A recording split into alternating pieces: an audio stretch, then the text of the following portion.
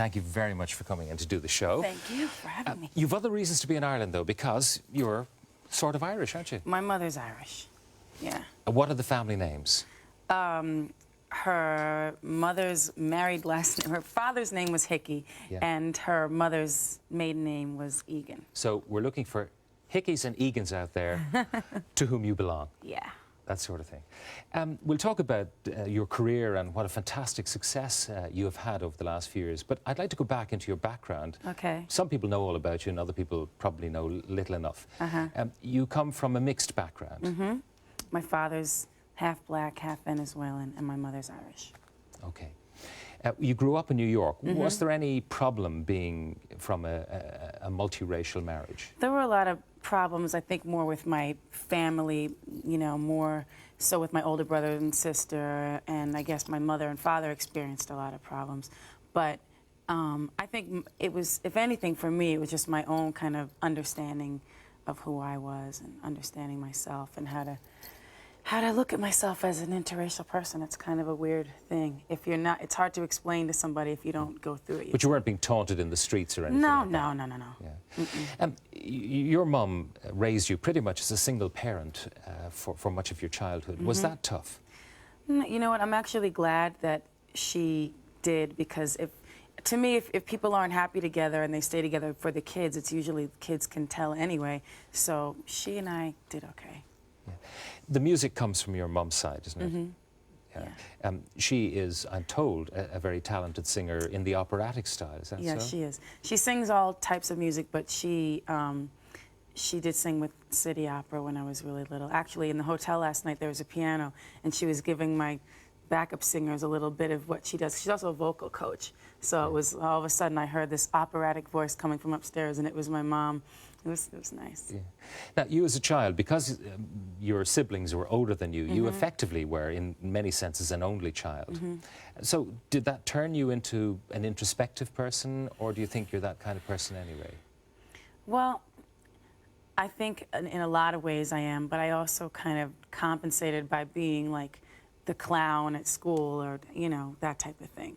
And also using my music as like a way to kind of channel any kind of emotions or things like that I was going through.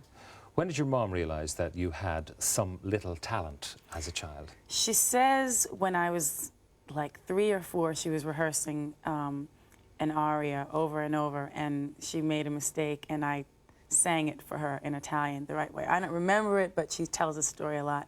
So I guess I feel like I've been singing my whole life. Like, there's never been a time when I didn't know that I wanted to sing. In the part of New York that you grew up in Long Island, I mean, looking around at the people you grew up with, have all of them done well? Some of them done well? Some of them done really badly? I think that a lot of people who I grew up with who were more privileged or whatever, for some reason, it made them a little less driven than I was, because I was driven since I was 13 years old, writing songs, singing songs, working in studios, meeting musicians. And a lot of them, you know, when I was making my first album, they were just going to college. They were, you know, starting out. And some of them haven't really decided what they want to do. Some people still live at home. Some people have done really well. So, but I guess a lot of the people I know who I used to envy when I was growing up and wish I had all the things that they had, kind of were more content to stay there, you know. Are there people, though, that you look at and see that they've been very unfortunate in life and say, there, but for the grace of God, go I? Oh, yeah. I mean, people went to the bad. Could it have happened to you, do you think? I guess it could have happened to anybody, I mean, if I were a different person.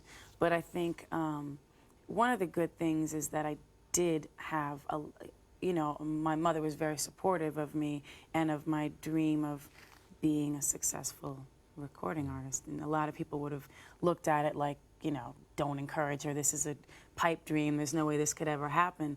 But she really was very supportive. And I also looked at anybody who I saw who I didn't want to be like when I grew up, and kind of did exactly the opposite of what they did. Are you serious? You were that clued in at that stage? You say, I don't want to be like that person. But still, there are hundreds of aspirants out there who want to make it in the music business, and it tends to be a mixture of talent, opportunity, and good fortune, which makes it happen. Definitely. So tell me about your, I suppose, Cinderella story, really. You could say that, I guess. I don't know. That's a weird term because I don't know, it makes it seem like everything was really easy, but in fact, to me, it was like my whole life was a struggle to get to this point. But, well, I started singing when I was 4. I started writing when I was like 13. And I was making demos while I was in high school, some of the songs that ended up on my first album. And I ended up moving to the city at like 17. My brother paid for my first demo. And I lived with one of his friends, a girl. She let me stay in her apartment, and I lived in this little loft, like the size of these 2 benches right here, really small, little tiny thing above her kitchen. And I used to just work, and then sometimes I would work as a waitress and as a coat checker and all these things, and all the while doing demos. Finally, these musicians, I used to live on the Upper West Side, and these musicians would see me and be like, what is this kid doing here? Why is she, here? And kind of laugh. They were like older, in their mid-20s, whatever. They're not laughing now. They're not laughing now, but then when they heard me sing, they started to want to use me on their tapes and want to recommend me for jobs. So they recommended me to a girl named Brenda K. Starr, who had a hit record with the song I just sang. And one of her backup singers had quit. And I went and I auditioned, and she really liked me, and she gave me the job. I auditioned with that song, and that's why I remade the song, because it's kind of like in tribute to her.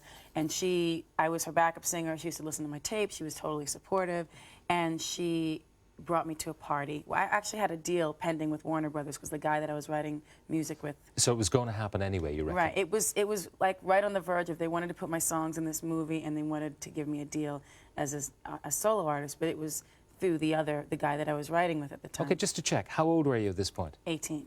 Wow. So he and I had this other deal going on, and then Brenda was going to take me to this party, so I was like, I don't know if I'm going to go. I don't really need to go, blah, blah, blah, but I went anyway. So I had all her clothes on except her shoes. Her shoes didn't fit me. My feet were too big for her shoes. So I had this little mini dress on and all this stuff, and then I had like these really ugly sneakers with thick socks. It wasn't very sexy. But so I went to the party, and she introduced me. She went to hand my tape to this guy named Jerry Greenberg, who was opening up his own record company.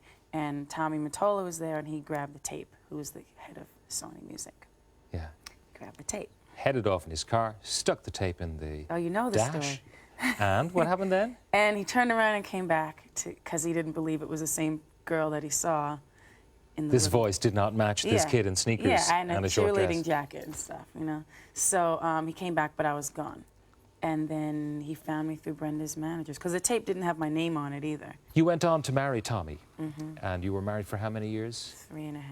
Yeah. Was that, in retrospect, a huge mistake, or was it a valuable learning thing that you had to go through, really? Well, I think I've always had issues about marriage, because I never really understood, because most people that I saw, most people's parents were divorced, like that I knew growing up. So I just never wanted to get divorced. So I said, why get married if you're just going to get divorced You can't get divorced if you ain't married.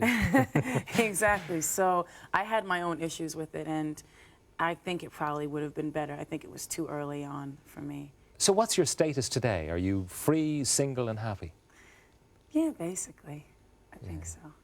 Because you're very young, you get married, you've all the trappings of success, but a lot of people have a bit of growing to do, with, learning how to handle money, learning how to handle success. And you did it within a marriage, and then do you have to relearn it all over again? Is it different outside of a marriage? Well, the one thing to me that's different, just in terms of there's a lot of things that are different, but fortunately I don't have to actually handle my own money and to keep my own books, because they'd be a mess, because I'm really bad with numbers. But just being totally aware of what everybody's doing around you is like a difficult thing. Are you a control freak? Not by choice. I am with my music, and I am with a lot of things, but I like to not have to be.